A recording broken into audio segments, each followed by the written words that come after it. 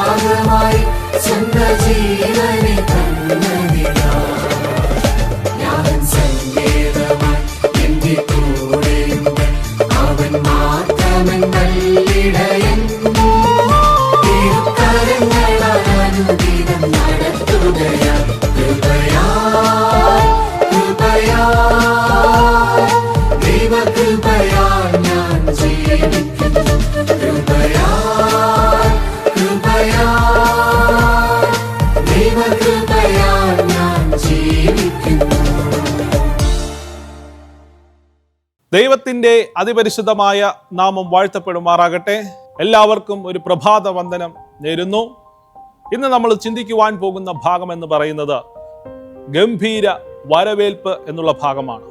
തീത്തോസിന്റെ ലേഖനം 2-ാം അധ്യായം അതിന്റെ 13-ാമത്തെ വാക്യം ഇപ്രകാരം പറയുന്നു: കാത്തുകൊണ്ട് ഭക്തികേടും പ്രപഞ്ചമോഹങ്ങളും വർജിച്ചിട്ട് ഈ ലോകത്തിൽ സുബോധത്തോടും നീതിയോടും ദൈവഭക്തിയോടും കൂടെ ജീവിച്ചു പോരേണ്ടതിന് അത് നമ്മെ ശിക്ഷിച്ചു വളർത്തുന്നു.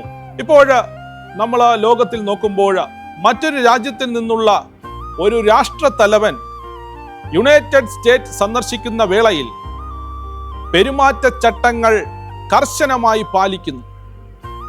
ഈ സന്ദർശന വേളയിൽ സൗഹൃദ ബന്ധങ്ങളുടെ ഉയർന്ന പ്രകടനങ്ങൾക്ക് ഔദ്യോഗിക പൊതുചടങ്ങുകളിൽ ഊന്നൽ നൽകുന്നതാണ്. രാഷ്ട്രത്തലവന്മാരെ സ്വാഗതം ചെയ്യുന്ന ആദ്യ പ്രവർത്തനം ഫ്ലൈറ്റ് ലൈൻ ചടങ്ങാണ്. സന്ദർശകർ സാധാരണയായി ജോയിന്റ് ബേസ് ആൻഡ്രൂസ് വിമാനത്തിൽ എത്തുന്നു. അവിടെയുള്ള ജോലിക്കാരൻ കോണിപ്പടികൾ യഥാസ്ഥാനത്ത് ക്രമീകരിക്കുകയും ചുവന്ന പരവതാനി വിരിക്കുകയും ചെയ്യുന്നു.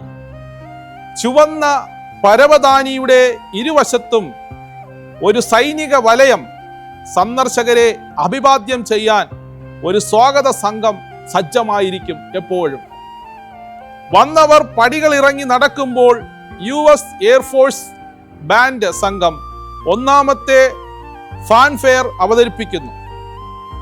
ഗോവണിയുടെ അടിയിൽ ഒരു അമേരിക്കൻ സ്കൂൾ കുട്ടി അവരെ അഭിവാദ്യം ചെയ്യാൻ പുഷ്പങ്ങളുടെ പൂച്ചെണ്ട് പിടിച്ചു നിൽക്കുന്നു. അത്തരത്തിലുള്ള രീതിയിലാണ് മറ്റ് രാജ്യങ്ങളുടെ രാഷ്ട്രത്തലവന്മാരെ ഒക്കെയും അവർ സ്വീകരിക്കുന്നത്. എന്നാൽ 1 തെസ്സലോനിക്കരുടെ ലേഖനം 4-ാം അധ്യായം അതിൻ്റെ 16-ാമത്തെ വാക്യം പറയുന്നു: ക്രിസ്തുവിൽ മരിച്ചവർ ആദ്യം ഉയർത്തെഴുന്നേൽക്കും.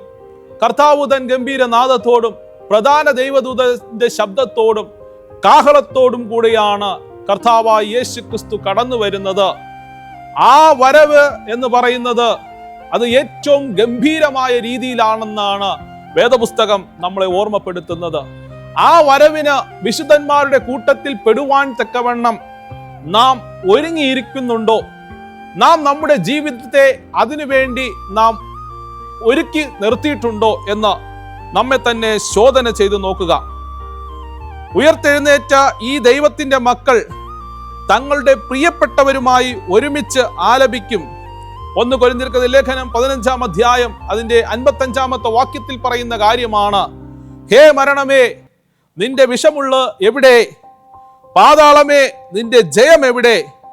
കർത്താവായ യേശു ക്രിസ്തു കടന്നു വരുമ്പോൾ നീ ക്രിസ്തുവിൽ മരിച്ച വ്യക്തിയാണ് എങ്കിൽ നീ ഉയർത്തെഴുന്നേൽക്കുന്നതായിട്ടുള്ള ആ ഒരു വലിയ പ്രത്യാശയാണ് കർത്താവ് നമുക്ക് നൽകിയിരിക്കുന്നത്. അന്ന് ജീവനോടെ ശേഷിക്കുന്നവർ രൂപാന്തരം പ്രാപിച്ച് ഒരുമിച്ച് ചേർക്കപ്പെടും.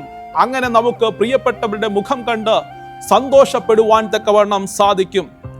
ക്രിസ്തുവിൽ മരിച്ചവർ അവരുടെ ശവകുടീരങ്ങളിൽ നിന്ന് പുതിയ ശരീരങ്ങളുമായി ഉയർത്തെഴുന്നേറ്റതിനു ശേഷം ജീവിച്ചിരിക്കുന്ന വിശ്വാസികൾ രൂപാന്തരം പ്രാപിക്കുകയും അമർത്യമായ ശരീരങ്ങൾ സ്വീകരിക്കുകയും ചെയ്യുന്നു. 1 കൊരിന്ത്യർക്കെഴുതിയ ലേഖനം 15-ാം അധ്യായം അതിന്റെ 53-ാമത്തെ വാക്യം പറയുന്നു: ഈ ദ്രവത്വമുള്ളത് അദ്രവത്വത്തെയും ഈ മർത്യമായത് അമർത്യത്തെയും ധരിക്കണം. നാം നമ്മുടെ ജീവിതങ്ങളിലാണ് ദൈവത്തെ അനുസരിച്ചുകൊണ്ട് ദൈവത്തിന്റെ വചനങ്ങൾക്ക് അനുസൃതമായി നാം ജീവിക്കുകയാണ് എങ്കിൽ നമുക്ക് വിശുദ്ധന്മാരോടുകൂടെ ആയിരിക്കാൻ തക്കവണ്ണം സാധ്യമായി തീരും.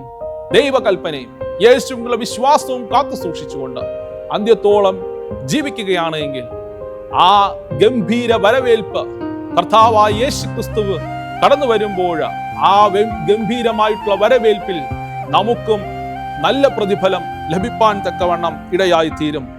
1 തെസ്സലോനിക്കരുടെ ലേഖനം 4-ാം അധ്യായം അതിന്റെ 17-ാമത്തെ വാക്യം പറയുന്നു, പിന്നെ ജീവനോടെ ശേഷിക്കുന്ന നാം അവരോടൊരുമിച്ച് ആകാശത്തിൽ കർത്താവിനെ എതിരേൽപ്പാൻ മേഘങ്ങളിൽ എടുക്കപ്പെടും. ഇങ്ങനെ നാം എപ്പോഴും കർത്താവിനോടുകൂടെ ഇരിക്കും. എത്ര വലിയ പ്രത്യാശയാണ് ദൈവം നമുക്ക് നൽകിയിരിക്കുന്നത്.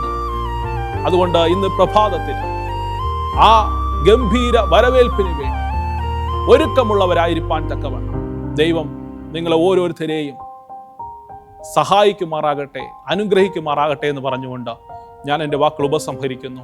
നമുക്കൊരു നിമിഷം കണ്ണുകളടയ്ക്കാം, പ്രാർത്ഥിക്കാം. മഹോന്നതങ്ങളിൽ വാസം ചെയ്യുന്ന അടിയങ്ങളുടെ കർത്താവേ, അടിയങ്ങളിതാ ദൈവമേ അപ്പൻ്റെ സന്നിധിയിലേക്ക് താഴ്മയായി കടന്നു വരും. നല്ലൊരു പ്രഭാതം കർത്താവേ നീ ഇവിടെ ഞങ്ങൾക്ക് നൽകിയതിനായി സ്തോത്രം ചെയ്യുന്നതാണ്.